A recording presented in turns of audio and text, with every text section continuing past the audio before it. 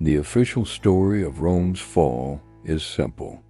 A once mighty empire, weakened by corruption and excess, finally crumbles under the weight of barbarian invasions. It's a narrative taught in every classroom, a cautionary tale of hubris and decay. But this story is incomplete.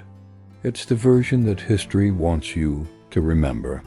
It conveniently ignores the evidence of deliberate sabotage, the erased decisions, and the hidden forces working within the empire's very core. The truth is far more complex and far more unsettling. Rome did not fall overnight. It was pushed.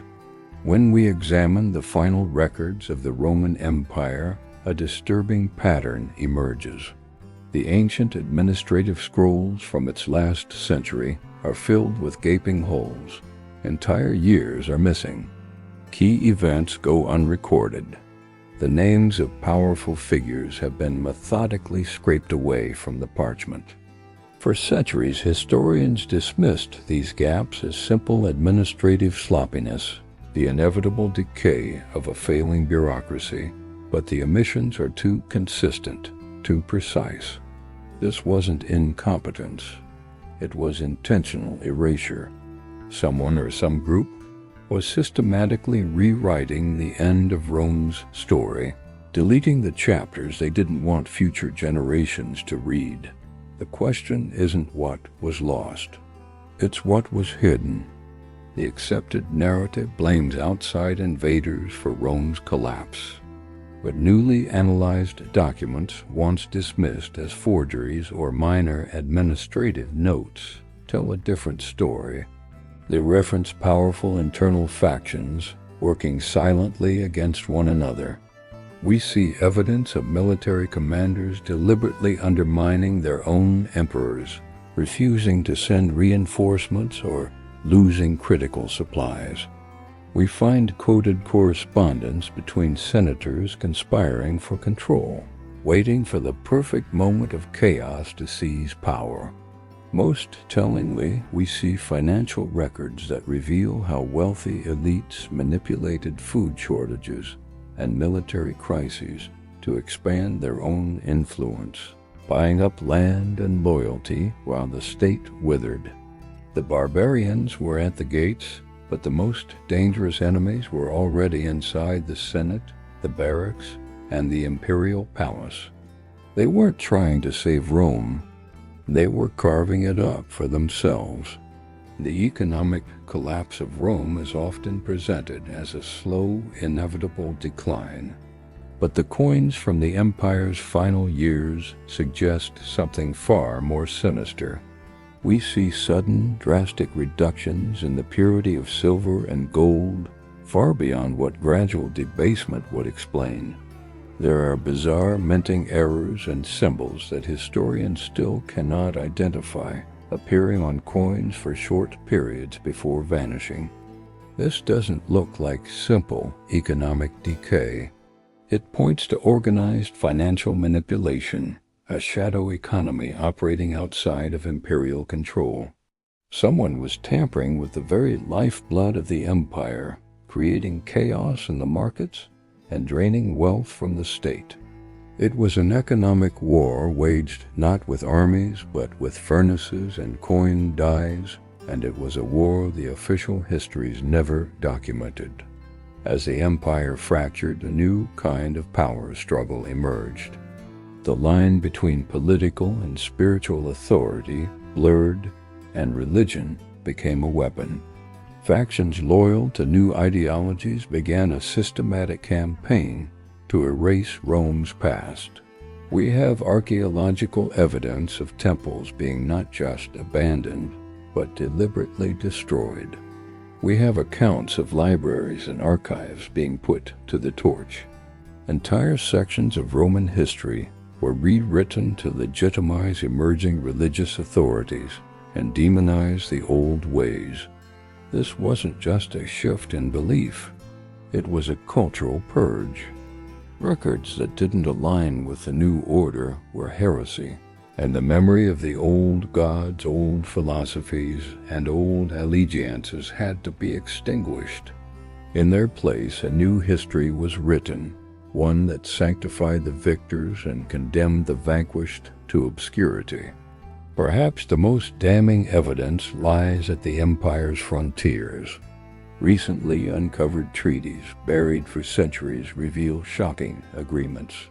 They show that some of the very groups Rome later branded as invaders were just years earlier official allies. These documents detail trade agreements, military pacts, and payments made to these barbarian tribes to act as buffer states. Then suddenly the records change. Former allies are rebranded as existential enemies. The propaganda machine begins churning out stories of their savagery. Why the sudden shift? Who ordered this reclassification? It suggests a deliberate strategy. Create an external enemy to distract from the internal collapse, or perhaps to provide a convenient scapegoat for a fall that was already planned. Rome wasn't just invaded, it may have invited its own destroyers. Then there is the mystery of the ghost legions. In the final decades of the empire, several complete Roman legions, thousands of seasoned soldiers vanish entirely from the historical record. There are no battle reports, no pension lists, no graves, no known survivors. For years, scholars claimed this was an administrative loss, records lost to time. But fragments from military archives tell a different story. They contain cryptic messages, such as orders not to record movement and mission designation redacted. What secret mission were these legions sent on? Were they dispatched to fight a hidden enemy? Or were they eliminated by their own side? A political purge of troops loyal to the wrong commander or the old emperor? The silence in the records is deafening, hinting at a civil war fought in the shadows. A conflict so terrible that the empire chose to pretend it never happened. Contemporaneous writings from poets, merchants, and private citizens hint at a shadow conflict raging within the capital itself. They describe a city gripped by a quiet terror. Fires with no known origin gutting entire districts. Spontaneous riots erupting without any clear cause. High-profile political assassinations that never make it into the official records, passed off as accidents or sudden illnesses. These weren't random acts of violence. They were the symptoms of an empire tearing itself apart from within, a clandestine war fought in the alleys and forums of Rome. While the official histories focused on the grand battles at the frontier, the real fight for the soul of the empire was happening right under the emperor's nose. The city wasn't just falling to outsiders. It was being consumed by its own darkness. When the end finally came, it was almost an anticlimax. The history books depict a dramatic final siege. But the reality is that when the so-called invaders breached the walls, Rome was already a hollow shell. Many of its leaders and wealthiest families had already abandoned the city.